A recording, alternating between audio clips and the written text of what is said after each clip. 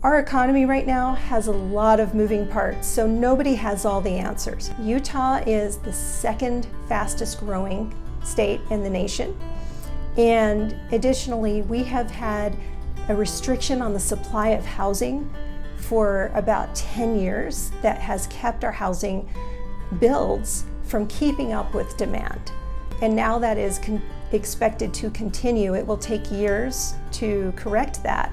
Part of it is because of labor shortages, supply shortages.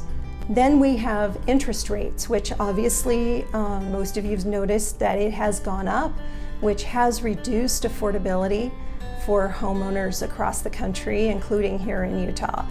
That does impact the demand side of the equation. They still expect that our housing market in the coming year is going to continue to climb.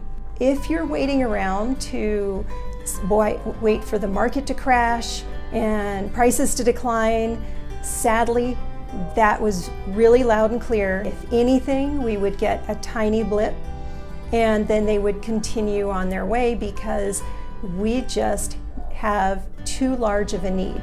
And I can equate this back to many years ago when interest rates were in the teens. Lots of homes still sold because people want to own homes and they need to have a place to live.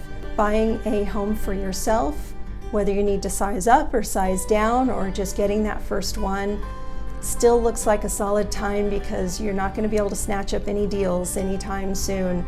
The market is not forecast to crash.